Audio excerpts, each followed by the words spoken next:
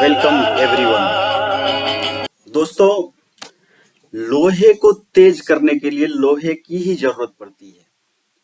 हम इस बात का ध्यान रखें, लोहे को तेज करने के लिए लोहे की ही जरूरत पड़ती है। दोस्तों, एक वाकया बताता हूं।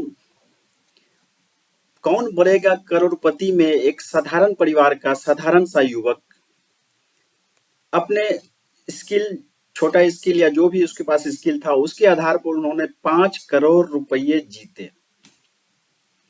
और यकीन मानिए, वो आदमी आज सबसे ज्यादा कर्ज में है। अपने औकात के लेवल से वो सबसे ज्यादा कर्ज में है, बुरी तरह फंसा हुआ है कर्ज में। हम जानते हैं आगे इसी वीडियो में कि ये कैसे होता है, आखिर किस माइंडसेट से उन्होंने एक तो 5 करोड़ रुपये जीते, फिर उस 5 करोड़ रुपये को अपने लेवल के अनुसार, जो बहुत अधिक था, उसको कैसे मेंटेन नहीं कर पाए और कितने कर्ज में चले गए। दोस्तों, मैं हूं आपका दोस्त सोम। मेरा चैनल है, यूट्यूब चैनल है सेल्फ हेल्प ओरिएंटेड मिशन, जिसमें मैं बताता हूं, जिसमें मैं करता हूं, जिसमें मैं आपको ले जाना चाहता हूं एक अलग मुकाम पर, एक अपने मंजिल की ओर, जहां आप अपने परिस्थिति से तालमेल बिठा के, अपने बुद्धि विवेक से करके, छोटा छोटा काम करके, किसी पर निर्भर नहीं रहते हुए अपने मंजिल की तरफ जाते हैं। दोस्तों, अगर आपको ये इस तरह का वीडियोज पसंद आ रहे हैं तो मेरे चैनल्स को लाइक, सब्सक्राइब और कमेंट भी करते रहें, मेरा मार्गदर्शन करते रहें। दोस्तों, मैं बात करता हूं कि वो 5 करोड़ जीतने वाला कौन बनेगा करोड़पति, जो कि zero investment, zero setup, zero system से आगे बढ़ के 5 करोड़ का शुद्ध मुनाफा लेके जिंदगी में अपना स्टार्ट किए, लाइफ को स्टार्ट किए। आज वो इतने कर्ज में क्यों चले गए? सोचने की बात है दोस्तों। आखिर आपका माइंडसेट क्या कहता है? उस किस माइंडसेट से उन्होंने काम किया होगा? कुछ तो कारण रहा होगा जिससे कि कारण वो कर्ज में डूबते चले गए और कर्ज में होते चले गए। 5 करोड़ राशि बहुत छोटी राशि नहीं होती है एक साधारण लोग के लिए, एक साधारण जिंदगी जीने के लिए। फिर क्यों इतना कर्ज में वो चले गए? दोस्तों, यहां सिर्फ माइंडसेट की बात है, वो सोचता कैसे है। हमारे गुरुजी बताया करते थे कि एक जब छोटा हाथी आता है तो उसको पूरा जंजीर में, मोटा मोटा जंजीर में जकड़ता है, उसको बांध के रखता है। पहला दिन, दूसरा दिन, तीसरा दिन, इस तरह से वो छटपट छटपट करता है। अपने जो माहौल मिला है, नया माहौल, जो नया सिचुएशन पैदा हुआ है, उससे वो बाहर जाना चाहता है, बार बार जाना चाहता है, बार बार भागता दौड़ता, लेकिन उसका कोशिश असफल होता है। एक तरह से वो अपना सिस्टम तोड़ नहीं पाता है। वो जो जंजीर है मोटा और मजबूत होता है, जिसको वो तोड़ नहीं पाता है और वो भाग नहीं पाता है। एक दिन किया, 2 दिन किया, पहला दिन बहुत प्रयास से वो किया कि नहीं, इससे बाहर आना है। दूसरा दिन थोड़ा सा किया, फिर सोचा कि नहीं, अब लगता है अब नहीं होगा।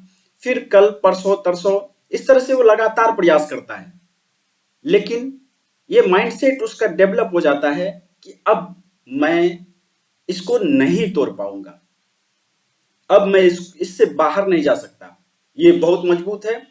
और यकीन मानिए, वो जब वो हाथी बड़ा हो जाता है, जब बहुत बड़ा हो जाता है, जब शक्तिशाली हो जाता है, कितने कितने पेड़ को वो उखाड़ सकता है, तब उसको क्या चीज से बांधा जाता है?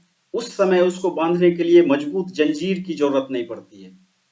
एक छोटा रस्सी से भी बांध दिया जाता है तो वो उस खूंटा के आसपास ही रहता है। वो कोशिश नहीं करता है कि उसको उखाड़ें, क्योंकि उसके दिमाग में, उसके माइंडसेट में ये बैठा हुआ है, वो इससे बाहर नहीं आ सकता। कहाँ एक बचपन का उसका ताकत, स्ट्रेंथ, जो कि जंजीर को नहीं तोड़ पाया, और आज जो पैर का पैर उखाड़ सकता है, एक छोटा सा महाबत उससे पैर उखड़वा सकता है, या कोई भी चीज ढुलवा सकता है, वजन इधर से उधर करवा सकता है। आज वो छोटा पतला रस्सी भी नहीं तोड़ पाता है। दोस्तों, ये है माइंडसेट की बात। इस तरह से किस माइंडसेट से वो आप सोच रहे हैं? दोस्तों, मैं खुद भी इस एलिफेंट माइंडसेट का अनुभव किया हूं। मैं खुद इस एलिफेंट माइंडसेट को झेला हुआ हूं, और पता है मुझे कि वो जो पहले जंजीर हुआ करता था, जब वो रस्सी में तब्दील हो जाता है तो उसको भी तोड़ पाना कितना कठिन होता है। मैंने भी सेवा में था, मैंने भी जॉब किया और उस जॉब को छोड़ने में कितना परेशानी होता है, अपने सिचुएशंस को कैसे ढालता है लोग, कितने कष्ट होते हैं, कितना माइंडसेट बनाना पड़ता है, कितना सामाजिक, आर्थिक, मानसिक, शारीरिक सारा परेशानी होता है। मैं उस रस्सी को अनुभव कर सकता हूँ। और रस्सी क्या, बिना रस्सी का भी रहेगा तब भी वो हाथी कहीं नहीं जा पाएगा, ऐसा माइंडसेट हो जाता है, ऐसा सिचुएशंस हो जाते हैं, वैसा परिस्थिति उत्पन्न हो जाता है, दूसरा कोई रास्ता मिलता नहीं है। दोस्तों, हमें उस जंजीर को तोड़ना पड़ेगा, एलिफेंट माइंडसेट से ऊपर आना पड़ेगा। दोस्तों, अपॉर्चुनिटी बहुत है। सोचना है क्या, आप बैगन का पौधा लगाते हैं, एक आम का पौधा लगाते हैं।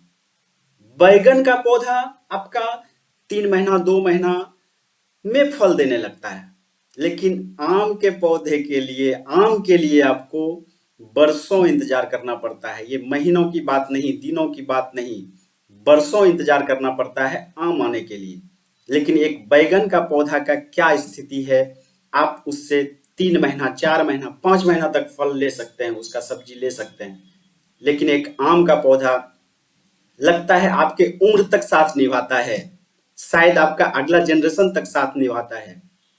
तो दोनों में अंतर है कि आपको देखना है कि आप किस तरह का सोचते हैं, आपकी सोच किस तरफ जाती है।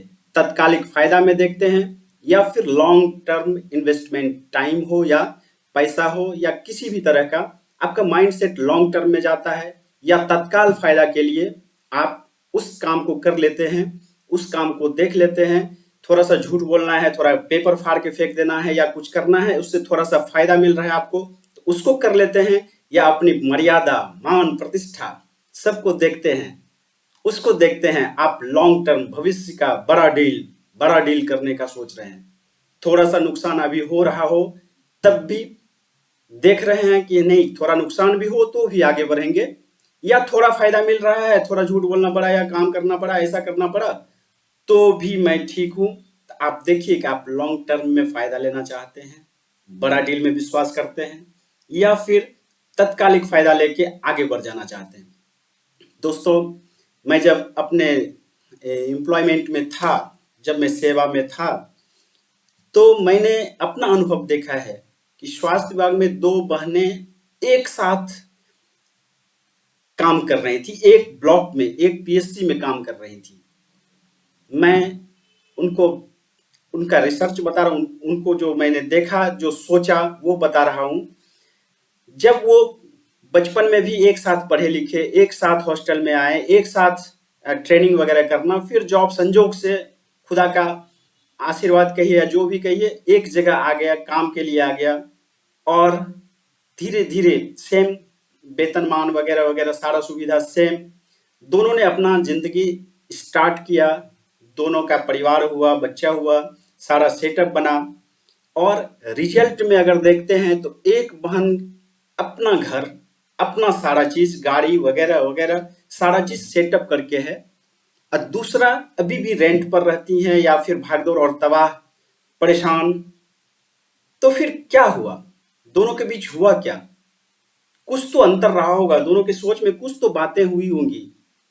एक का माइंडसेट क्या है, दूसरे का माइंडसेट क्या है, ये देखना पड़ता है। सेम सुविधा, सेम सिचुएशन, सारा चैलेंजेस, जितनी भी दुनियादारी की व्यवस्थाएं हैं उसके अनुसार दोनों का सेम प्रोवाइड किया मिला होगा, लेकिन अचीवमेंट कहाँ जाता है, एक कैसा है, दूसरा कैसा है।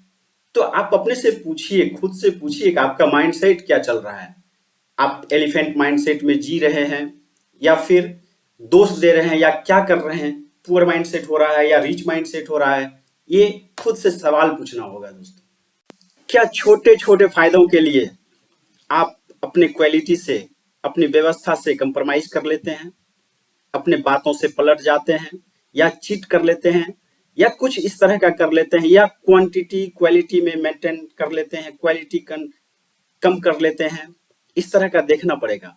आपका माइंडसेट अपने आप से पूछिए कि आप किस तरफ जा रहे हैं, या फिर एनालिसिस कीजिए कि आप किस तरफ बढ़ रहे हैं, किस तरह का सोच रहे हैं आप। दोस्तों, अपने आप को रियलाइज कीजिए, अपने को महसूस कीजिए अपने को, और देखिए कोई अगर बोलता है कि आप सब फला लड़का फला लोग या अमुक आदमी सफल हो गया, तो आप देखिए कि आपके माइंडसेट में, आपके दिल में, आपके मन में क्या भावना आता है। देखिए आप खुश हो रहे हैं या फिर सोच रहे हैं कि अरे उसका हो गया मेरा नहीं हुआ, अरे कुछ गड़बड़ी किया होगा, ऐसे हो गया होगा, हाँ कुछ ना कुछ किया होगा, सेटिंग वेटिंग किया होगा। तो कैसा सोच रहे हैं आप सोच रहे हैं नहीं मेहनत किया है, उसको देख के आगे बढ़ रहे हैं, या फिर उस तरह का उसका निगेटिविटी पर जा रहे हैं। आप एक क्षण आपके मन में क्या आता है, आपके दिमाग में क्या आता है, आप सोचिए, और फिर पता चलेगा कि आपका माइंडसेट क्या है। दोस्तों, दो भाई हैं आसपास, लगभग क्लास ऊपर नीचे हो सकता है, तो उसका हम देखे हैं, उसका वॉच किए हैं कि वो सोचता क्या है, उसका माइंडसेट क्या है। अगर अगला अच्छा नंबर लाया है तो बोलता है नहीं चोरी जरूर किया होगा, या दूसरा बोलता है कि नहीं मेहनत किया है, हम भी मेहनत करेंगे आगे और मेरा भी नंबर आएगा। इस तरह का माइंडसेट क्या कह रहा है आपका। थोड़ा अपने आप से पूछना होगा कि आप कौन हैं, मैं कौन हूं, आप कौन हैं। अपने आप से पूछिए। के पास सपने हैं, एम्बिशन है, लगभग एम्बिशन लगभग दुनिया के सभी लोगों के पास है, चाहे वो पुअर माइंडसेट हो या रिच माइंडसेट हो। अंतर कहाँ होता है, कुछ तो अंतर होता है जो सफल हो जाते हैं, एक असफल हो जाते हैं। दोस्तों यहाँ अंतर होता है। एम्बिशन सबके पास है, कॉमन हो गया। अब देखिए कि वो डिसिप्लिन उसके पास है कि नहीं। दूसरा, जो पुअर माइंडसेट होंगे वो उसके पास डिसिप्लिन की कमी होगी या होगा भी नहीं। एक है कि उसको बार बार करते रहने का, अपना टारगेट की तरफ बढ़ते रहने का, सीखने का, वीडियो देख के सीखना, लोगों से सीखना, गलती करने वालों से सीखना, जो सफल हुए हैं उसको देख के खुश होके उसको सीखना। ऐसा सोच रहे हैं कि नहीं सोच रहे हैं। आप अपने में खुद में पूछिए कि मैं किस तरह का हूं, मैं किस तरफ का हूं, मेरा सोच किस तरफ। एट ए फर्स्ट स्टांस मेरे दिमाग में आता क्या है। तत्कालिक फायदा के लिए अपना नेचर बदल लें, थोड़ा सा बात बदल लें, या लॉन्ग टर्म के लिए नहीं, अभी थोड़ा नुकसान हो लेकिन आगे हम बड़ी डील कर सकते हैं, इस तरह का बढ़ रहे हैं। दूसरा, एम्बिशन है, दोनों के पास है, लेकिन डिसिप्लिन है कि नहीं। अगर डिसिप्लिन भी है आपके पास तो आप पुअर माइंडसेट की तरफ नहीं है। डिसिप्लिन अगर मेंटेन नहीं हो पा रहा है, अपने सपने की तरफ आप डिसिप्लिन से नहीं चल रहे हैं, तो आप पुअर माइंडसेट की तरफ जा रहे हैं। आप अपने से पूछिए। दूसरा दूसरा कि उस एम्बिशन के प्रति जो आप डिसिप्लिन से आगे चल रहे हैं उसमें कंसिस्टेंसी है कि नहीं, वो लगातार हो रहा है कि नहीं, कहीं आप थक के छोड़ तो नहीं पा रहे हैं। अगर ये एम्बिशन, डिसिप्लिन और लगातार करते रहने की हरबराहट क्षमता है आपके पास, तो आप रिच माइंडसेट की तरफ जा रहे हैं। अगर नहीं है तो आप देखिए कि मैं पुअर माइंडसेट की तरफ जा रहा हूं। अब नेक्स्ट आता है कि आप बाय द वे किसी प्रॉब्लम में हैं। ये इतना करते रहने के बाद प्रॉब्लम्स आनी है, होता रहता है, दिक्कतें आती रहती है।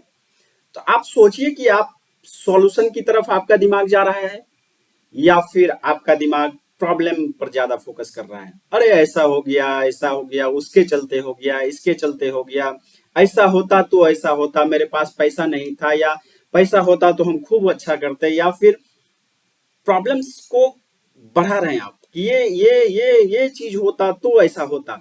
प्रॉब्लम्स की तरफ सोच रहे हैं आप, या फिर अच्छा कोई बात नहीं, पैसा नहीं है, अच्छा हो जाएगा, ऐसा हो जाएगा, पॉजिटिवली आप लेते हैं और सॉल्यूशन की तरफ उसका खोज करते हैं कि हाँ ये चीज नहीं है तो ऐसा कैसे हो सकता है, उसकी तरफ आप भागते हैं। तो आप देखिए, आप खुद निर्णय कर लेंगे कि माइंडसेट में क्या आ रहा है आपका। पुअर माइंडसेट आ रहा है या रिच माइंडसेट आ रहा है। आप किस तरफ जा रहे हैं, आपका सोच किस तरफ जा रहा है।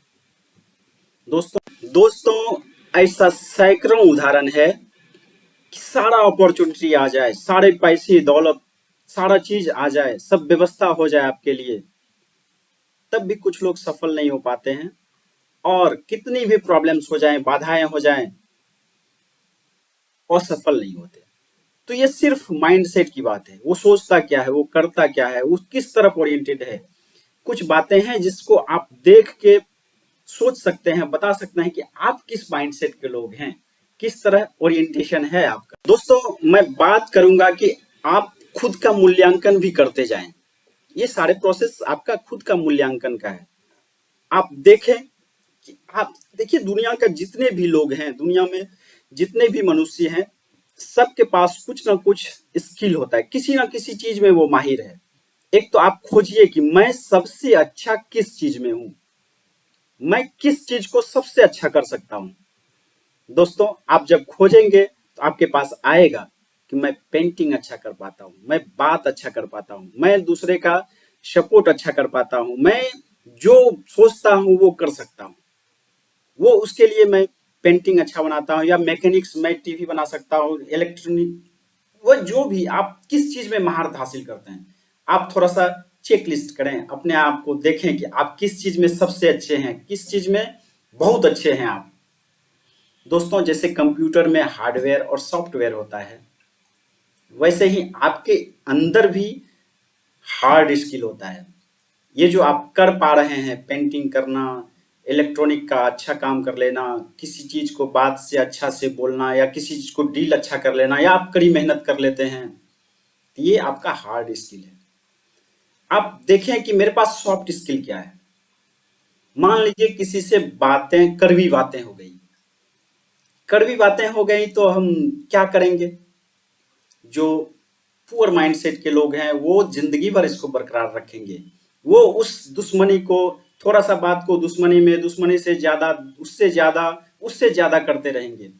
लेकिन कुछ लोग ऐसे होते हैं जो रिच माइंडसेट के होते हैं, वो उनको फोन करेंगे, कुछ देर में बोलेंगे से गलती हो गई, उनसे माफी मांगेंगे, उनसे फिर से बात करना शुरू करेंगे, और फिर वो रिलेशनशिप को और भविष्य के लिए तत्कालिक फायदा में या नुकसान में नहीं जाके, भविष्य के लिए जो फायदा होने वाला है उसके लिए उसे तुरंत माफी मांग के बात कंटिन्यू करेंगे, अपना जो पूर्व का रिलेशन है वैसा बना लेंगे।